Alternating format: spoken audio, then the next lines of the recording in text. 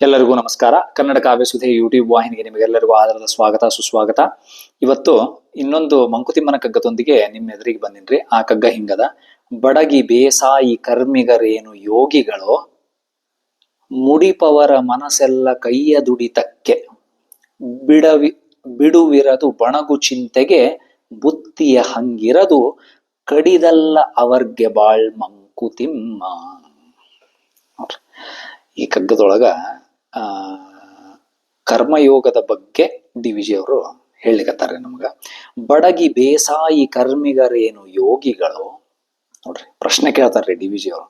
ಬಡಗಿ ಬೇಸಾಯಿ ಕರ್ಮಿಗರೇನು ಯೋಗಿಗಳು.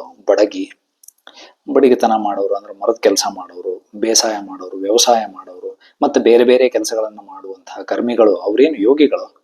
ಅವ್ರು ಯೋಗಿಗಳ ಅವರು ಅಂತ ಪ್ರಶ್ನೆ ಕೇಳ್ತಾರೆ. ಮುಡಿಪವರ ಮನಸ್ಸೆಲ್ಲ ಕೈಯ ದುಡಿತಕ್ಕೆ. ನೋಡ್ರಿ, ಕೈಯೊಳಗೆ ಏನು ಕೆಲಸ ಅದಲ್ರಿ, ಆ ಕೆಲಸ, ಆ ದುಡಿತಕ್ಕೆ, ಆ ಕೆಲಸಕ್ಕೆ ಅವರ ಮನಸ್ಸೆಲ್ಲ ಪೂರ್ತಿ ಮುಡಿಪಾಗಿಟ್ಟಿರ್ತಾರ್ರಿ ಅವರು.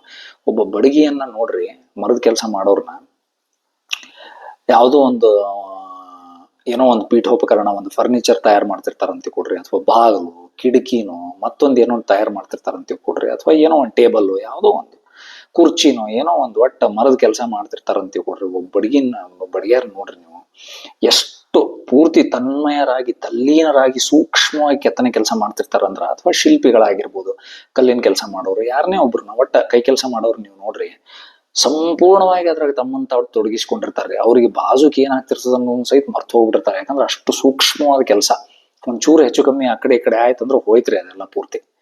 ಹಂಗಾಗಿ ಅಷ್ಟು ಪೂರ್ತಿ ತಲ್ಲೀನರಾಗಿ ಮಾಡ್ತಿರ್ತಾರ.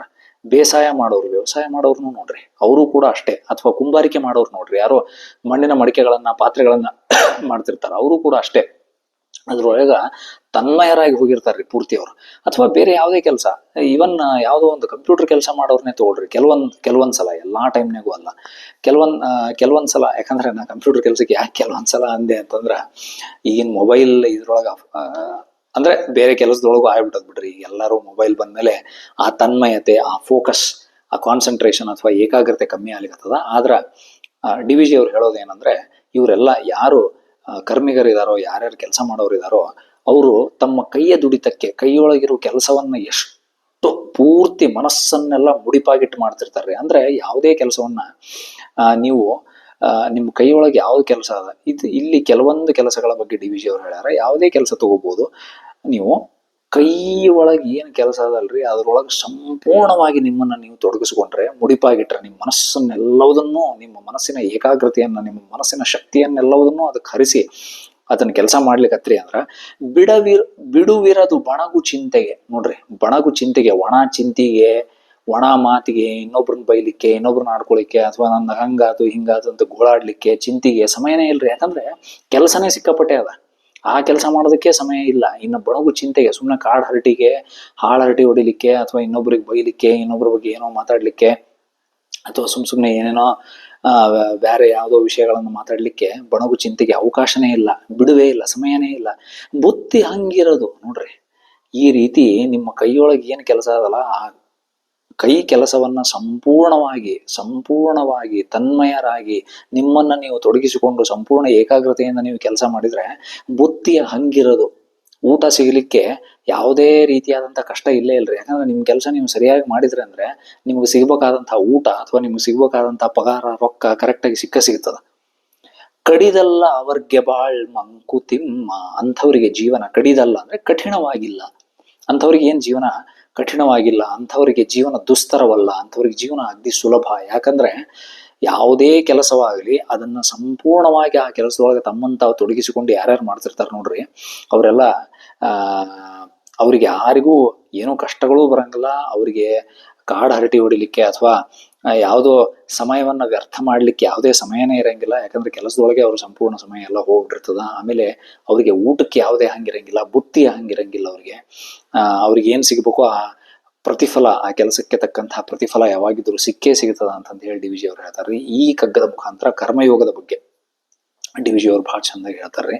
ಆಮೇಲೆ ಒಂದನೇ ಸಾಲಿನಾಗ ಡಿ ವಿ ಜಿ ಅವ್ರ ಪ್ರಶ್ನೆ ಕೇಳ್ಯಾರ, ಬಡಗಿ ಬೇಸಾಯಿ ಕರ್ಮಿಗರೇನು ಯೋಗಿಗಳು ಅಂತಂದ ಹೇಳಿ. ಈ ಇಡೀ ಕಗ್ಗವನ್ನ 4 ಸಾಲುಗಳನ್ನು ಓದಿದ ಮೇಲೆ ನಮ್ಗೆ ಉತ್ತರ ಸಿಗ್ತದ್ರಿ. ಹೌದವ್ರು ಯೋಗಿಗಳೇ. ಯೋಗ ತಪಸ್ಸು ಅಂತಂದ್ರೆ ಎಲ್ಲೋ ಒಂದು ಕಾಡ್ನ್ಯಾಗ ಹೋಗಿ ಕಣ್ಣು ಮುಚ್ಕೊಂಡು ಧ್ಯಾನ ಮಾಡಿ, ಅಥವಾ ಕಣ್ಣು ಮುಚ್ಕೊಂಡು ಧ್ಯಾನನೇ ಮಾಡ್ಬೇಕಂತಲ್ರಿ. ನಿಮ್ಮ ಕೆಲಸದೊಳಗೆ ನೀವು ಸಂಪೂರ್ಣರಾಗಿ ತನ್ಮಯರಾದ್ರೆ, ಎಲ್ಲರಿಗೂ ಈ ಅನುಭವ ಒಂದಲ್ಲ ಒಂದ್ಸಲ ಆಗೇ ಆಗಿರ್ತದ್ರಿ ಜೀವನದೊಳಗ. ಯಾವುದೇ ಕೆಲಸ ಇರ್ಬೋದು, ಅದು ಬರೀ ಇಂಥದ್ದೇ ಅಂತದ್ದೇ ಅಂತಲ್ಲ, ಯಾವುದೇ ಕೆಲಸ ಮಾಡೋರು ಇರ್ಬೋದು, ಎಲ್ಲಾ ಕೆಲಸ ಮಾಡೋರಿಗೂ ಕೂಡ, ಇವನ್ ಅಡಿಗೆ ಮಾಡೋದು ಕೂಡ ಒಂದ್ ಕೆಲಸನೇ. ಯಾವುದೇ ಕೆಲಸ ಇರ್ಬೋದ್ರಿ, ಅದೇನು ಅದು ಜಾಸ್ತಿ ಕಡಿಮೆ ಅಂತಲ್ಲ, ಯಾವುದೇ ಕೆಲಸ ಮಾಡೋರಿರ್ಲಿ ಎಲ್ಲರಿಗೂ ಆ ಅನುಭವ ಆಗಿರ್ತದೆ. ಯಾವುದೋ ಒಂದು ಕೆಲಸದೊಳಗ ಸಂಪೂರ್ಣವಾಗಿ ನಿಮ್ಮನ್ನ ನೀವು ತೊಡಗಿಸ್ಕೊಂಡಾಗ ನೋಡ್ರಿ, ನಿಮ್ಮನ್ನ ನೀವು ಮರ್ತು ಹೋಗ್ಬಿಟ್ಟಿರ್ತೀರಿ. ಆಮೇಲೆ ಆ ಕೆಲಸ ಮುಗಿದ ಮೇಲೆ ನಿಮ್ಗೆ ಆಗುವಂತ ಆನಂದ ಅದಲ್ರಿ, ಅದನ್ನ ಯಾರಿಗೂ ನೀವು ಶಬ್ದಗಳೊಳಗೆ ಹೇಳಲಿಕ್ಕೆ ವರ್ಣಿಸ್ಲಿಕ್ಕೆ ಸಾಧ್ಯ ಇಲ್ಲ. ಅಂದ್ರೆ ಕೆಲಸ ಅಷ್ಟು ಖುಷಿ ಕೊಡ್ತದ. ಯಾವಾಗ ಖುಷಿ ಕೊಡ್ತದ ಅಂದ್ರ, ನಾವು ಅದ್ರ ಬಗ್ಗೆ ಗೊಣಗಲಾರ್ದಂಗ, ಅದ್ರ ಬಗ್ಗೆ ಬರೀ ಕಂಪ್ಲೇಂಟ್ ಮಾಡ್ಲಾರ್ದಂಗ, ಸಂಪೂರ್ಣವಾಗಿ ನಮ್ಮನ್ನ ನಾವು ಮರೆಯುವಷ್ಟು ಅದ್ರೊಳಗೆ ತಲ್ಲೀನರಾದ್ರ ಜೀವನನೂ ಖುಷಿಯಿಂದ ಇರ್ತದ. ನಮಗೆ ಏನು ಸಿಗಬೇಕು ಪ್ರತಿಫಲನೂ ಸಿಗ್ತದ. ಎಲ್ಲಾ ರೀತಿಯಾದಂತಹ ಸಂತೋಷ ಆನಂದ ಆಗ್ತದ. ಅಂಥವ್ರಿಗೆ ಜೀವನ ಕಠಿಣ ಅಲ್ಲ ಅಂತ DVG ಅವ್ರು ಹೇಳ್ತಾರ್ರಿ. ಆಮೇಲೆ ಇದ್ರೊಳಗೆ ನನಗೆ ಯಾವುದು ಒಂದು ಸಾಲು ಇದು ಇಷ್ಟ ಅಂತ ಹೇಳಲಿಕ್ಕೆ ಗೊತ್ತಾಗೋಲ್ರಿ, ಯಾಕಂದ್ರೆ ಎಲ್ಲಾ ಸಾಲುಗಳು ಒಂದಕ್ಕಿಂತ ಒಂದು ಬಹಳ ಚಂದವ್ರಿ. ಇನ್ನ ಈ ಕಗ್ಗದ ಬಗ್ಗೆ ನಿಮಗೆ ಬೇರೆ ದೃಷ್ಟಿಕೋನಗಳಿದ್ದಲ್ಲಿ ಅಥವಾ ಬೇರೆ ರೀತಿಯಿಂದ ಈ ಕಗ್ಗವನ್ನು ಅರ್ಥೈಸ್ಬೋದು ಅಂತ ನಿಮ್ಗೆ ಅನಿಸಿದಲ್ಲಿ ದಯವಿಟ್ಟು ಕಮೆಂಟ್ಸ್ ಬಾಕ್ಸ್ನಾಗ ತಿಳಿಸ್ರಿ. ಮತ್ತೆ ಇನ್ನೊಂದು ಕಗ್ಗದೊಂದಿಗೆ ಅಥವಾ ವಿಡಿಯೋದೊಂದಿಗೆ ನಿಮ್ಮ ಎದುರಿಗೆ ಸಿಗ್ತೀನಿ. ಅಲ್ಲಿವರೆಗೂ ನಮಸ್ಕಾರ, ಧನ್ಯವಾದಗಳು.